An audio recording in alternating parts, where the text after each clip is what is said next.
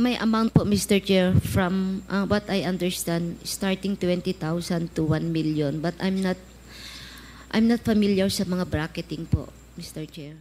Sa ganyang halaga naglalaro ang pabuya sa bawat napapatay na sospek sa Davao-style drug war ni dating Pangulong Rodrigo Duterte. Ayon kay retired Police Colonel Ruy Nagarma, ang nagpatupad daw nito sa buong bansa noon ang upperclassman ni Garma sa PNP Academy na si Edelberto Leonardo.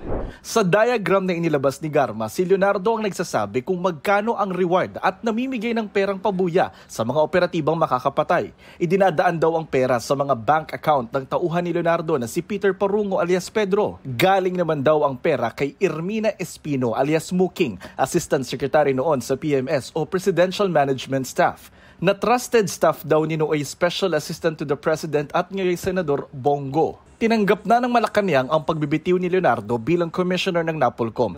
Nasa kustodiya siya ngayon ng Kamara matapos makontempt sa Quadcom hearing at may senyalis na magsasalita na rin ayon sa Quadcom. Sa aming initial na pag-uusap, because talagang he asked that we talk to him, no?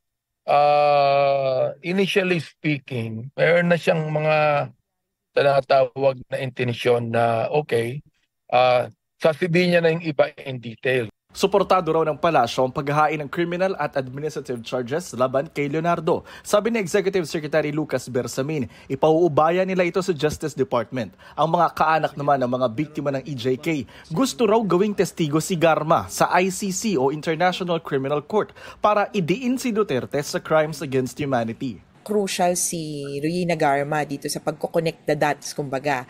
Isa siya sa mga missing pieces of the puzzle sa pagkakaintindihan namin sa war on drugs.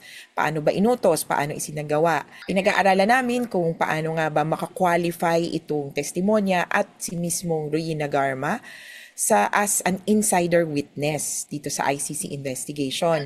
Sabi ng Malacanang, hindi magbabalik bilang miyembro ng ICC ang Pilipinas. Hindi raw magbabago ang isip ng Pangulo. Ang DOJ naman hihintayin daw ang committee report ng Kamara o kung may maghahain ng reklamo para makapag-imbestiga. Kaya ang Quadcom maglalabas na ng partial committee report sa susunod na linggo. If that is a necessary requirement, then gagawa kami ng partial committee report para magkaroon din ng basihan to pursue the case build-up at saka yung preliminary investigation sa mga witnesses. Si Senador Bongo itinanggi ang pagkakadawit sa kanya ni Garma. Hindi po totoo yan.